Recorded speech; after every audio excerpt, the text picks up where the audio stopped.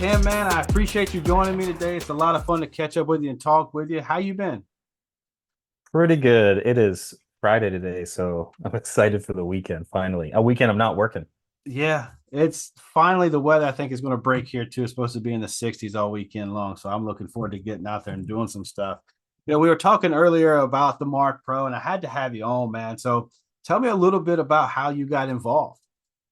Yeah, so I have an interesting background to get here. I graduated with an English writing degree, which means nothing for my current job except I write really good emails.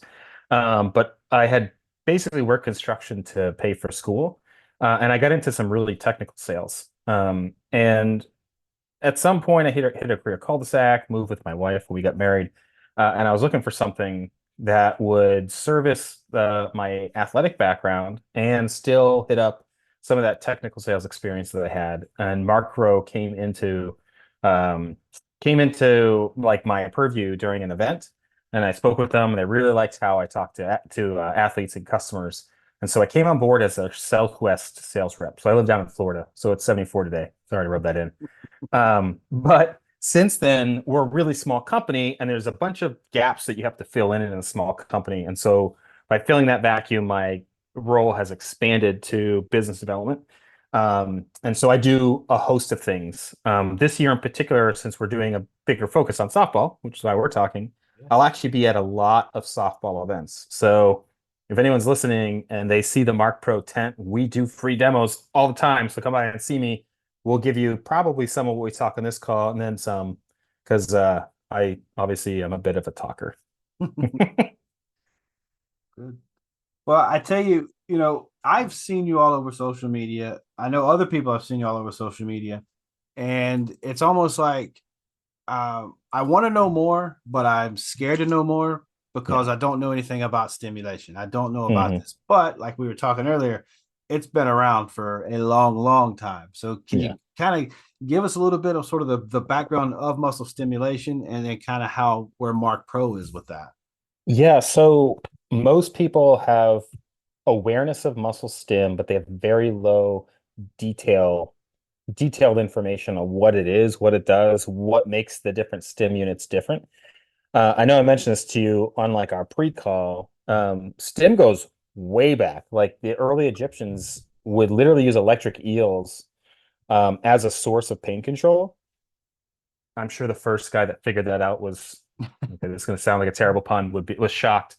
But it started way back when. So we've known for a very long time that electrical signals will have specific response from the body. Most times people see that as like they get hit by lightning and they stick their finger in an electrical socket. And so it's very harsh and unintentionally damaging. But the whole muscle stim world has come out of that, where if we change electrical signals, we change how it interacts with the body. So most people are really aware of something called a TENS unit. It's transcutaneous electrical nerve stimulation. It is a nerve stim. It's designed for temporary pain masking. You see them everywhere. I usually refer to it as like an Amazon or mall kiosk purchase. Not that mall kiosks are around anymore, but the reason that those are out there and they're inexpensive is they're a really cheap way to break down pain cycles. So if you're 65 and you get a low back pain and it's just constantly a source of stress, a TENS unit's great for that. But it doesn't do a whole lot for recovery. And a lot of people try to use it for recovery. And then we talked earlier about some of your previous surgeries, and you had stim as well. Most times, those large stimulants that you'll see, they're like big stands that are in a PT or chiro's office. That's a rehab signal. It's intentionally harsher. It's usually a direct current signal. And instead of like a pulsing sensation, it's a constant buzz Mhm. or like ants crawling on the skin. Those are amazing if you've had an injury and you're trying to keep muscles from getting atrophied. But once again, they are very limited in the amount of recovery that they do. Marc Pro falls into a category called NMES, neuroskeletal muscular electrical stimulation. Obviously, the M standing for muscle, we're a muscle stim. There Right. are other units out there that are similar to us, but we're still quite a bit different. Our FD indication is muscle recovery. And the way that we do that is through muscle contractions that squeeze blood vessels. They relax and get bigger. So the volume of blood, it's like literally as you squeeze them, they get big. That's nitric oxide release. That's more volume of blood coming into damaged, sore, tight muscles. You have an outfielder that's been throwing all day long with his big softball. that grip strength and everything else is going to be taxed. You want to feed that damaged tissue. If all we did was feed the tissue for 15 to 20 minutes, we would still have a pretty negligible effect because 15 to 20 minutes of additional blood flow is not amazing. The more important thing about our stim unit in particular is that when we do muscle contractions, like they are big muscle contractions, your arm will be moving. We're also squeezing lymphatic vessels. And most people don't have a huge awareness of the lymphatic system. But when you squeeze lymphatic vessels, lymphatic vessels are inside your muscle. So imagine this is a lymphatic vessel. This is inside your muscle. It's tiny. Mhm. It's going to suck in waste and it's going to sit there. When we move, it squeezes this and it pumps it out. So you've probably heard of lymph nodes. When you get sick, they get swollen. We're pumping towards lymph nodes or collection points. Eventually, you're going to, get rid of it how you get rid of most waste. But when we squeeze it, it pumps it out, creates a vacuum, sucks in more waste. We squeeze it again, it pumps it out. Same cycle, 15, twice a second for 15 to 20 minutes. We're going to get a ton of waste out. And that is super important because that is congesting the tissue. So we'll go back to the blood flow side. If we decongest the tissue, we get more blood flow even after the machine comes off because there's nothing stopping the flow of blood to come in. It's kind of like if you have a car accident and you get rid of the subsequent traffic jam, the repair units can get in there and fix everything much quicker. Right. It's the same thing inside your body. So we want to get that waste out. We want to get good stuff in. We want to keep that good stuff high. And then the other benefits you see from that by removing waste is your arm's going to feel, or leg or back or whatever, it's going to feel super light. Technically, it might be heavier because there's more blood, but it feels lighter because we're removing constriction that we perceive as weight.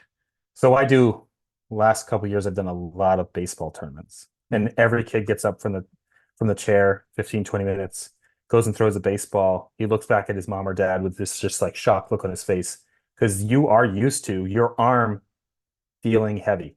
You don't know it's heavy until you make it light. And once we make it light, it changes their entire opinion of what recovery is. Wow. You know, That was a lot. Sorry. no, there's some incredible points in there. I think that right there, your explanation there, it takes the fear away because there's Yeah. the only time they've ever had any type of stem is when there has been an injury and they go to physical therapy and that's what they're doing. They don't Right. understand that Well, and you're starting that unobnoxious experience of an injury. Like no one wants that. And I get that. Um, and like I said, that stim is harsh. So you're taking an injured body and then you're putting a harsh signal onto it. My first time with stim, I didn't like it it. either. But then now that like the technology is out there to just help with recovery, to keep you like a part of your routine, these athletes nowadays are playing too many games, whether it's baseball Oh or yeah. softball. And I'm a part of that process too. I coach a team and we play constantly, but we're always looking for something to help with recovery and whatever that is. And we all have always gone to ice and heat. Mm. Take me through a little bit on the ice and heat and actually what is happening to our body when heat is applied and when ice is applied compared to stem. Yeah. So um obviously icing has been around for basically since the early 70s as far as like a prescribed medical procedure or protocol. The main protocol you've probably heard is RICE, rest, ice, compression, elevation. That should sound familiar to most people. It's probably the most recognized medical protocol, period. That was coming up. That was originally innovated by a guy named Dr. Gabe Merkin. It was 72 or 74. I can never remember the dates. Um, Unfortunately for that theory, in 2014, Dr. Gabe Merkin rescinded all his research on icing. And the reason that he did that is because our new understanding of what icing is doing shows that it's not nearly as beneficial as we expect. Now, I mean, you've probably seen every baseball movie ever where like the pitcher's in the locker room with this bag of ice on. The reason they're doing that is because there is an analgesic pain response. So we go throw hard enough for long enough, there's going to be some level of pain, soreness, that kind of thing. And we want to get rid of that because it's uncomfortable. And ice will accomplish that. The other thing that it does is it's going to reduce swelling. But do we want to reduce swelling by just trapping everything and stopping things from happening? And the answer is obviously no. So when we ice an arm, we're going to get the opposite of vasodilation. It's called vasoconstriction, which means that the blood vessels are going to get much smaller. So we're reducing the amount of blood flow that is coming to that area, which means that we don't get swelling because your body can't get good stuff there and there's no waste fluid. So it's just a kind of a stagnant process. Yeah. The other problem is that every time we work out, we create waste. And if we're not getting that waste out and we're icing it, we're trapping the waste in around the damaged tissue. On top of that, if we leave it on for more than 10 minutes at a time, there's plenty of research that shows that icing is going to start causing damage to healthy tissues. We also get lymphatic backflow. So waste that's been collected into the lymphatic system is going to flow back into the arm or leg or muscle. And then this one's going to sound weird, but icing dampens inflammation. Everyone thinks they should get rid of inflammation. The problem is that exercise-induced inflammation is the trigger for repair. So if we ice it and we dampen inflammation, we're removing the signal to your body to repair it. We are probably, I can't even put a number on it, but you are delaying recovery from a whole host of different ways. So obviously that brings up the question of what's the opposite of icing, and then everyone's going to say heat. If we only do heat, then we're going to drastically increase the amount of swelling. So because you're going to get vasodilation and like your body's just going to jet stream all this stuff there. So in recovery, the opposite of icing isn't heat, it's movement. And obviously this is where stim comes into play. So you've probably heard of active recovery, like moving your body without additional fatigue after a workout. People are terrible about doing it. But stim, when used correctly, can be a perfect active recovery that's perfected. So we can get that movement that's going to squeeze muscles to like bring in more blood flow, but also remove the waste um, without fatiguing the muscle. And that's where Marc Pro is. We have a really unique signal. I'm not going to get into the electrical engineering side of things, but most stim in our category can create a muscle contraction, but it does it in such an artificial way that there's a little bit of resistance every time you do it. So if you're doing it twice a second, 120 times a minute, that little bit of resistance will turn into fatigue. Our goal with Marc Pro is never to create fatigue. So we have a unique signal that has, it's a decaying waveform. It's much different than the biphasic square wave that you normally see that mimics real muscle contraction. There is no resistance, which means there's no ceiling on how long you can use Marc Pro. It also makes it a heck of a lot more comfortable. So like you talked about the stim you did before, like it felt whatever. Most people describe it as like ants crawling on the skin or like little biting marks. Marc Pro feels like a really big heartbeat in your muscle, like physically moving your arm, but not painful. Most parents walking by ask if it's painful. It's not. It's really comfortable. And that comfort is doubled. We double down with no ceiling of use. It never fatigues the muscle. We've had instances in Major League Baseball. We have at least we know of. We have over 225 Major League pitchers. Those pitchers after a start will use Marc Pro for 3 to 5 hours, and at no point are they going to harm themselves. So we've taken over baseball because arm care is huge. ATCs don't want to see a pitcher in their office for 3 to 5 hours. This is an extra set of hands, and they can give this to a multi-million-dollar pitcher without the fear of them hurting themselves. Yeah. The problem is at that level, they're probably already hurt. So our goal is really recovery, which is before you're hurt. And so my main focus over the last several years has not been pro and college. It has been high school age, travel softball, travel baseball, soccer, a variety of other sports, and try to get more of an understanding of recovery and Marc Pro so we can start interfering with some pretty frightening injury rates that are happening right now. Yeah. In soccer, it's ACL. In baseball, it's Tommy John surgery. I'm sure softball has more than one. You could probably tell me more about that. But if we can keep muscles in a more relaxed state, if they're not pulling on joints and tendons as hard, if we're keeping low vascular areas like knees and elbows flush with blood by using the muscles as motors to move fluid, if we keep muscles in a more pliable state, then we're going to have a significant impact on injury rates in general. We might even have an impact on like some acute injuries. Like, I'm sorry, I'm ranting here. When you run into a wall trying to catch a home, like trying to steal a home run, right? If your muscles are super, super tight, you are way more likely to get injured. Yeah. It's like overinflating a tire. You hit a pothole, that thing's going to blow. But if you have the right pressure, the thing is the right pliability, you are far less likely for that muscle to have catastrophic damage. You'll probably still hurt. You probably still have some bruising. But if we don't start, wrenching muscles in the same way, it's going to be pretty significant. And that's like tertiary to what our main goal is of overuse injuries. Yeah. I think now you sort of hit on that a little bit. It's sort of like overuse injuries. That's Yeah. the what we see more and more. And it's hard from a softball coach and the standpoint of trying to get my athletes recruited or at least get them the right exposure and stuff like that. There's only about a 6 week window in the softball world in the Yeah. summertime where these athletes have an opportunity to be in front of these Division 1, Division 2 schools, and it's like they'll maybe fly in like Monday, they'll have a prep day Tuesday, they're going Wednesday, Thursday, Friday, Saturday, back Yeah. out on the road again Sunday. So there's not really a whole lot of recovery time. Having something like this that allows an athlete and even the coaches that have been getting up and down the bucket, hurting their back, having something like this, it gives them an opportunity to at least try to compete with that daunting schedule. Yeah. I mean, and that's the thing is overuse injuries are just under recovery. So I'm not saying that we or anyone can get rid of all overuse injuries if someone's really overdoing it, Right. but we should be doing everything in our power to try to interfere with that cycle. Yeah. And you nail it. You work out 4 days in a row, or you play 4 days in a row, and you work out the other three. Those muscles are going to get tired, right? So the best thing you can do, that I actually break down recovery into three categories. The first one's sleep. It's the most obvious one out there. If we ignore it, we're going to have issues. That's a mental reset. It's a body reset. It's hormonal production. There's 4 stages of sleep that are all super important.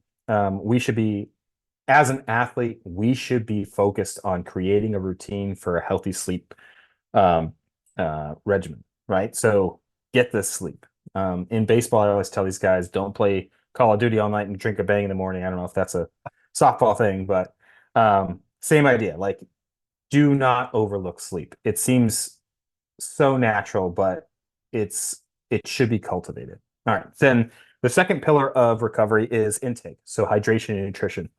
Also pretty obvious. Like we need to have the building blocks to repair our body. Our body is a significant percentage of it is water, so we need to make sure we keep that water there. And then you go down the line of electrolytes and water soluble, fat soluble vitamins, that kind of thing.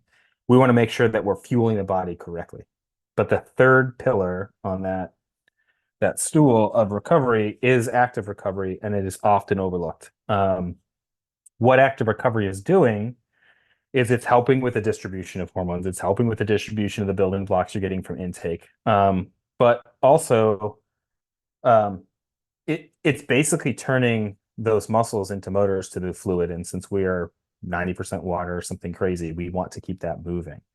Um, but the problem is for athletes is either they don't do it because they're super tired, finish their game, they hop in the car, they stiffen up, they get home, they're fine, they're not fine. Or they go do it and they're athletes and they're competitive and they turn it into another workout. So that's where Marc Pro has kind of found a way to fill that gap is you can use this in the car on the ride home or in the dugout or on the sidelines at the training center. And it takes 15, 20 minutes, but you can sit there and be on your phone, take that mental break from the sport rather than go run poles. Do they run poles in softball? Is Matter that a of thing? fact, my daughter, my middle daughter, had to run a couple the other All day. right. So yeah, All they right. Well, do she's gonna love me and you're gonna hate me. it. So, running poles. Everything you do in softball is fast twitch muscle fibers, right? Yeah.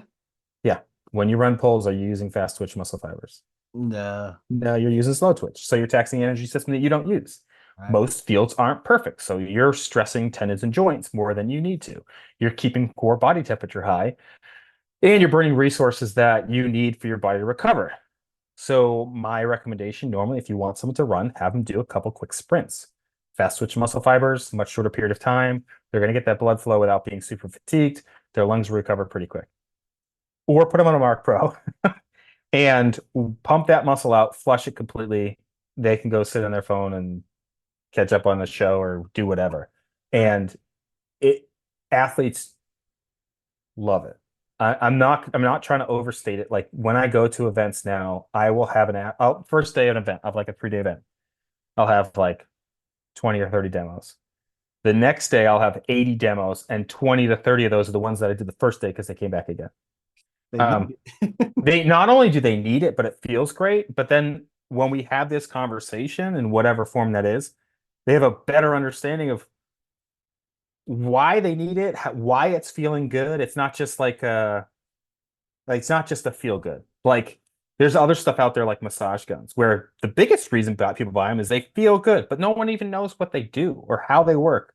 So I usually get into those conversations too, but it truly is like we are one of the few things that are out there that is purely recovery that you can easily access, easily use, and like I said, it's actually can't be overstated.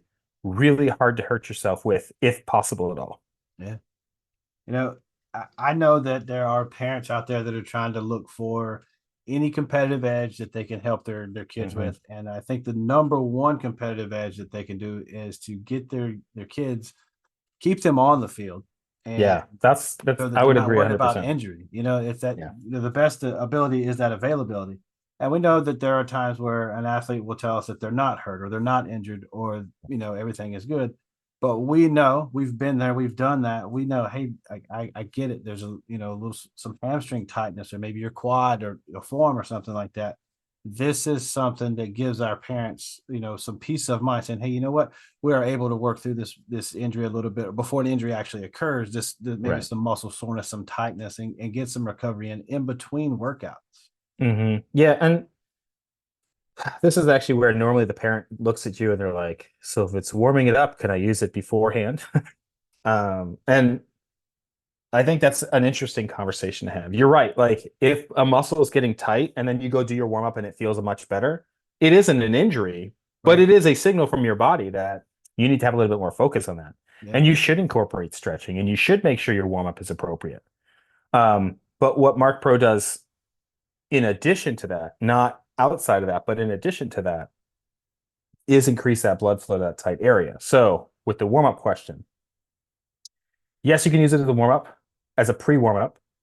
It does not replace any part of your warm up because we don't stress the area in the same way. So there's no proprioception or like awareness in time and space. Right. And we're not stressing the CNS, the central nervous system. So both of those things are critical for performance. So if you're coming into the field and things are really tight, you can throw the Marc Pro on for a shorter period of time, 5, 10 minutes.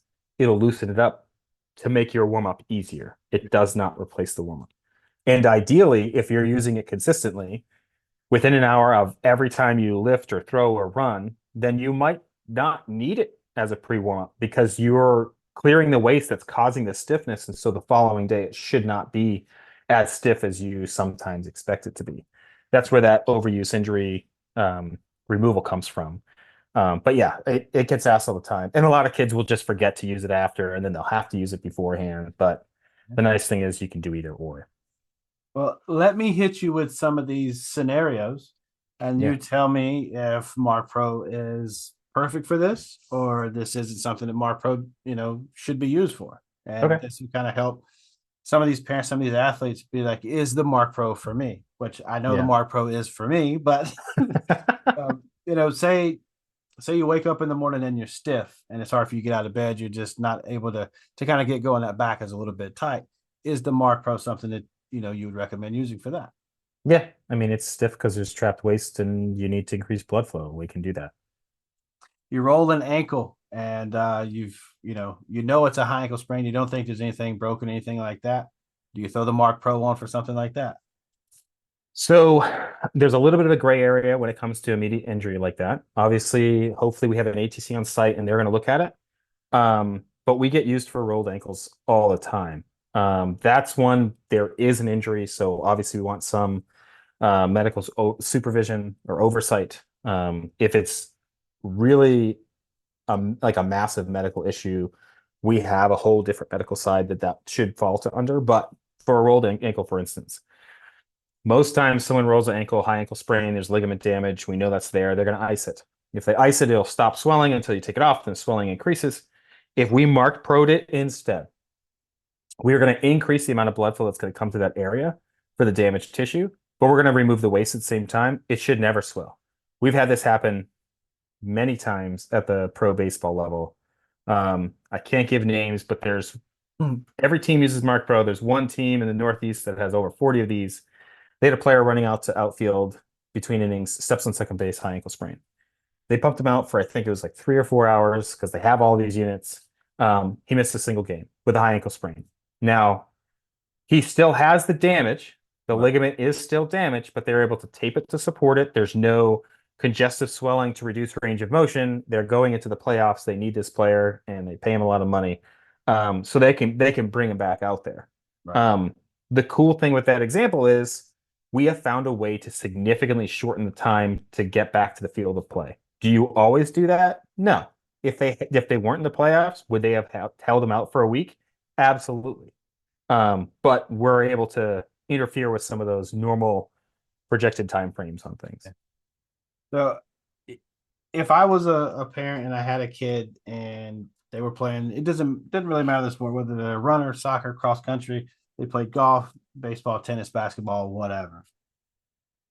When an athlete comes to you or a parent comes to you and says, "Hey, do you think the Marc Pro worked for us?" What's your best way to help them make the best decision for them when they ask you, "Hey, we are at a competitive level. We play Mhm. sports constantly. We're always in something. We're looking for something to kind of give us that little bit of a bump when we do have the need for this, or something that can kind of be a part of our regimen." Yeah, so that's an interesting question. And to be honest, my first question back to them is what are they currently doing for recovery? Most of the time, the answer is they don't even have an understanding of where they're going. So there's some low-hanging fruit that we can hit, specifically sleep and intake, that will have a bigger impact than just adding a Marc Pro. If you're not well hydrated, the Marc Pro is not great for you. There you go. So I need to understand where you currently are in the whole like recovery conversation, to see whether or not we're a fit. We can have an impact, but there might be something that you're missing already that's going to have a bigger impact for a smaller upfront cost, right? Yeah. So yeah, the answer I would have everyone can use a Marc Pro. Parents use a Marc Pro. Uh, you're talking about getting up and off the bucket all the time. You could use a Marc Pro, but is there something else we can address first? Or is there something we can address in conjunction with it? Right. So to be honest, I'm giving you like the worst answer ever. The answer is I'd ask more questions in each specific scenario to see where we're at. Yeah. To me, it's not like a miracle drug, like something Yeah, that's yeah. gonna, it's not some device that's just gonna to fix all your ailments. It is something that can be implemented, part of your system if you have a system. But if you're not doing any stretching beforehand, if you're not doing any post workout care, anything like that, the Mark Pro isn't going to come in and replace all this. No, not at all. Not at all. And I've seen people try it and they're like, it feels great every time. And I'm like, yeah, but you're still hurt. Because there's other things you got to be doing. When someone does order the Mark Pro or have this, and the first time that they're using it, how do you guys go about making sure they're using it the right way and they're able to get their most money out of that? Because for someone that doesn't know how to use it, it could turn into sort of a paperweight, and they say, "Well, it didn't Yeah. work for me."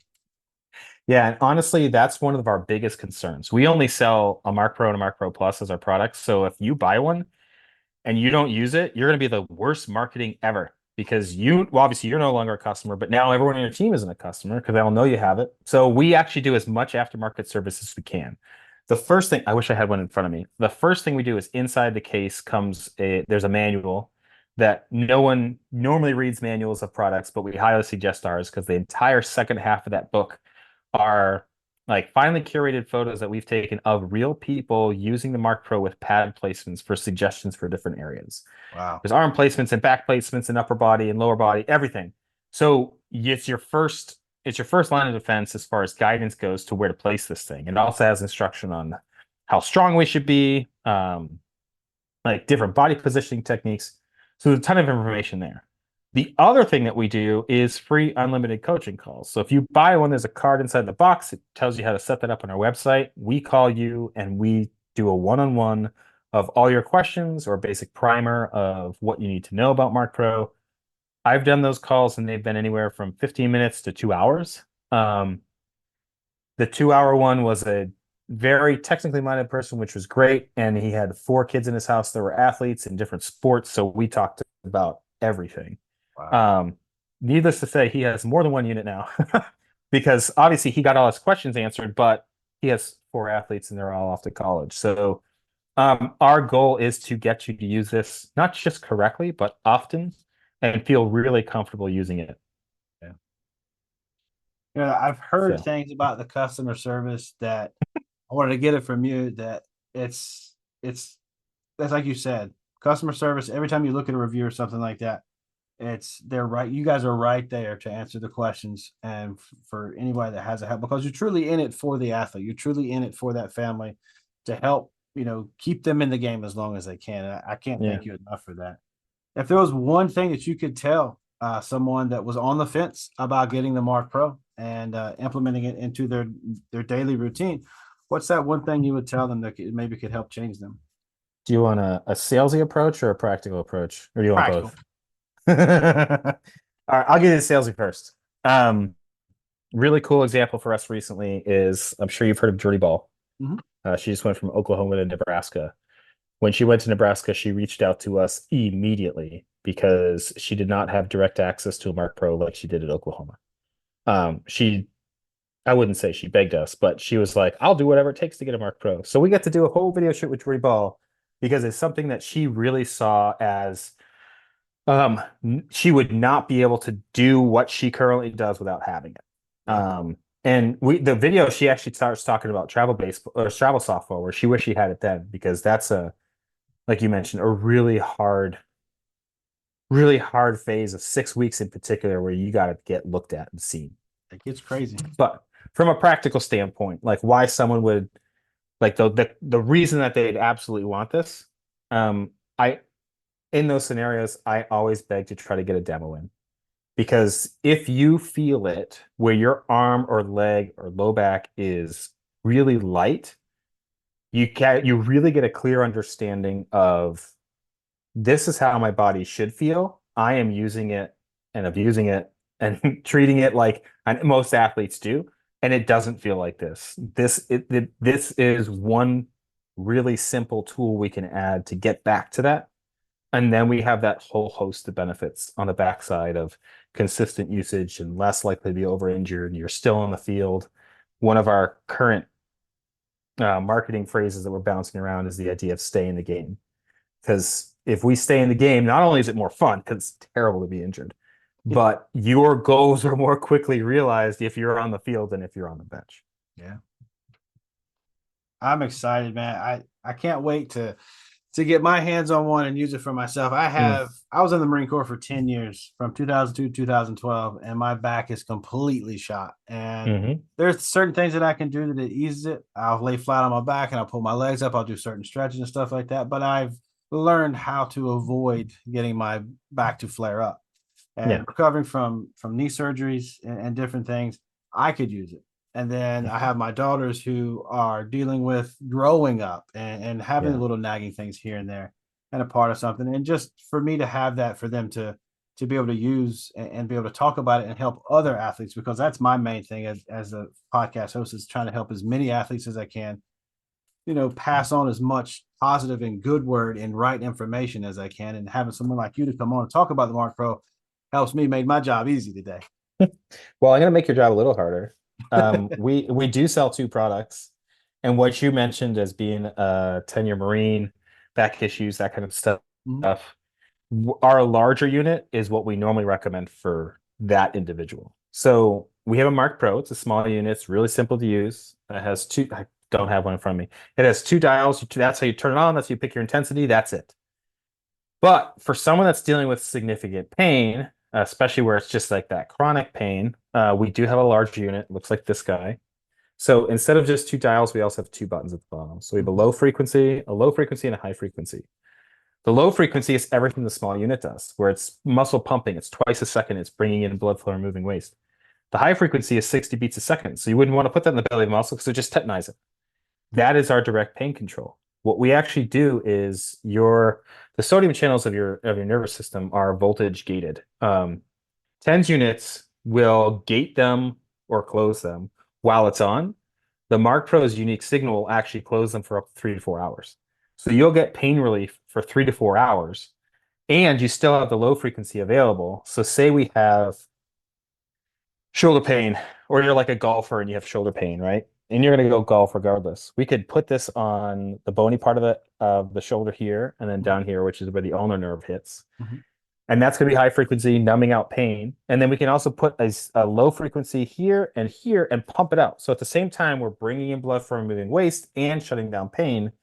We're going to have a really significant effect on how bad that shoulder feels. Right. Now, with that large one, and the reason why we don't normally recommend it to athletes is that pain control setting is very effective. And if you have a 16-year-old that's very competitive, they're going to want to go play. If they have pain and they know how to use this correctly, they will numb that pain out and go play with no pain feedback. They're potentially going to make an injury worse. The other problem with the high frequency is if you put that on the belly of a muscle, it's very fatiguing, very fast, which is not recovery at all. So if they use it incorrectly, there's a vector for not feeling great either. So normally that's reserved for like if a whole family is going to be using it and there's decent supervision and education, and that's where that coaching call comes into play. Then the Marc Pro Plus makes a ton of sense. If it's an individual player that's bringing it to the fields with them, they shouldn't need the high frequency. Save the money, go with a smaller unit. It's not less power. It is just ease of use and safety and peace of mind for a parent. Well, I'm going to have this information, of course, linked down in the description below, and I'm going to have the website too. What's Mhm. the most impactful piece on your website? I know that I was looking at the website earlier today, and there's a lot of good information on there. If someone was going on there and wanted some information, just like what you were talking about, something they can read and actually get some real feedback, what's the easiest way to do that? I would actually argue our webpage has a ton of information on it. So if you need to find something on there, it's on there. Yeah. But I would jump onto probably our Instagram yeah, probably our Instagram first Mhm. because it's a lot easier to sort through like the videos and stuff that are on there and Yeah. like find something that's more impactful for you. And we're extremely responsive in the DMs there too. So it's an easy way to reach out to us, ask us questions, get responses. Whereas if you go on the website, the amount of information is, in my opinion, right now overwhelming, and I'm trying to streamline that, but that It's is a hey, process. somebody likes all that information though. That's Somebody true, but they way can go down a smarter than rabbit hole. me gets on there and just reads. Is like, you know what? I like this. But Yeah, for I me, mean, we I'm have, like you, Instagram, Facebook, wherever I can, it's streamlined. And I like yeah, the real feedback with the athletes where they're giving you, I mean, for whatever reason, this, I guess, society we're in, if we hear some athlete tell us something and we believe them. yeah. What's actually weird is like we've done a bunch with athletes. Like we work with Sierra Romero, we work with Jordy Ball. In baseball, we've had some pretty big names run through there. Corey Kluber, he just announced his retirement today. And they don't move the needle as much as the experts in the field. Yeah. Like athletes are awesome. They know what they're doing. They're told what to do, but they're really good at selling like clothes and gloves and that kind of stuff. Whereas when it comes to something that is technical, where there is a level of fear and apprehension, like people like yourself, or I mean, on a different scale, like Eric Cressy, or when we get into some of the other people we've worked with, they're the ones that make the difference because you look to them um, for an educated opinion. And we've been very fortunate to work with, on the baseball side, most of the largest baseball trainers in the country. And we're slowly working our way into softball. But once again, a process, and it's going to take some time. Yeah. And that's the thing. You'll see some schools, especially at the NCAA level, some schools will jump on it and they want to be on the forefront and doing some really great things. And then you'll see the other schools are sort of waiting, Mhm. whether it's a funding thing or whether it's just who knows with the NCAA, to be honest with you. But unfortunately, right now, that's still the most popular level of softball is the NCAA, which I Yep. mean, rightfully so. Eventually, at some point, they will get a professional league that can sustain and of course the Olympic level. But I mean, we've got some pioneers in the game now, and those athletes are staying on the field, and we've got athletes that are using the Marc Pro, and they are the sort of the advocates saying, "Hey, you know what? Yeah. This works, and this is why it works." Yeah. I mean, we run into like Sierra, I'm good friends with now. And she's an AU pro. Yeah, She's had massive surgery on her knee, I think several surgeries on her knee. So like her big concern is staying healthy. yeah, So she continue to stay out there and play the game that she really loves. And we do that. There's a couple other players I know, like Anna Marie Brunei we work with. I forget a couple other names, but they're all in the same boat. Like they've been doing this for a long time. They're just trying to stay healthy. Yeah. And they will all tell you to a T that they wish that they had things, not just Marc Pro, but things like Marc Pro and the conversation around recovery earlier, because they would probably feel better now when they're in their 30s, like that sounds young to me. I'm in my 40s. But if you're feeling significant pain in your 30s, there's some of that hindsight where you just wish that some things were available to you at the time. Yeah. And I think the number one thing, and I think you would agree, is the education. The more we get educated, the more this gets out there, and we have people that are going to continue to push it because of its benefits. And the more information we get, really, it's going to help, and I think it's going to help more and more athletes. And it starts with the top, and then it starts to roll itself down. But I think the way you're doing it with getting out to these events and doing these demos and stuff is like, hey, wait a minute, this works because I see it. It's right here in front of me, and I felt it. I know that it works. So Yeah. And like I said, like if you see us, don't ask me about Marc Pro. Ask me about something you're already doing. yeah, Like the number of times I've cleared up people's usage of how to use massage guns or compression pants or cupping or massage, like they're you're told that it's for recovery, and it's such a big blanket statement that you'll go do it because you know that you need recovery. yeah, But I really like getting a little bit more gritty with what that information is, how something fits in. Like yeah, I'm not opposed to ice baths, even though I just talked about icing not being great for you. But there's a timing element to that, and there's a reason to understand what you're doing, and there's a how consistent or not consistent you should do it. But all of those questions, I want them because it makes me better understanding where I fit into yeah, the space, but then also that experience with previous people, hopefully I can bestow that on whoever I'm talking to. And now we're all better for it. And then we start that conversation because you are one person on a team. Hopefully that whole team starts to better understand. And yeah. that's a significant advantage, not just for your team or that time, but like I said, when you're a 38-year-old athlete, like how do you feel? Yeah. I mean, I don't know what LeBron James is doing, but that Oh, man's he's got two Marc Pros, I can tell you that. I talk to his trainer 2 to 3 times a year. I mean, he's doing something right. Then you know what I mean. Hmm. There's so many athletes that don't do that post workout or post event sort of stretch and recovery in that way. So it's just like, man, you've got to do something. It's the hydration, it's the pre and the post, it's the nutrition, it's everything kind of goes into it. Yeah. So if you have a Charlie horse, are you stretching it out and massaging it out? Like what's your sort of your routine? And then you'll be able to use the Marc Pro in a way that will help benefit you. If Yeah. like you Like said, we want to be effective. yeah. It's if you're just going into it and say, hey, oh, I got the Marc Pro, I don't need anything. Yeah, well, Like that we might be able benefit. to get you through it, but I don't want to guarantee anything. Well, Tim, man, I appreciate you coming on. I'm going to have you on again in the future. We'll talk about getting into a little bit more in depth of how to use this and Yeah. some of the science numbers behind it for the ones that want that type of information, the nitty gritty, the smart buffs. All right. Not a problem. And before you go, Mhm. like we are gonna set up the show with a discount code. Okay. We haven't done it yet, but we're gonna say, I think we're gonna make it BDSF for Black Diamond Softball uh, Fitness. Yep. Um, and our main reason for doing that is to see if this conversation was impactful on people.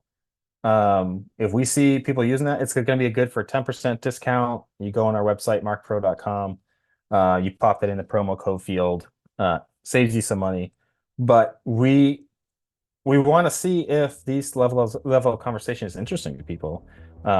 If I need to figure out what is more interesting, and I'll start talking about that instead. But hopefully some people out there are at least curious, and this might not be a tipping point, but reach out to us. We'll get those questions answered.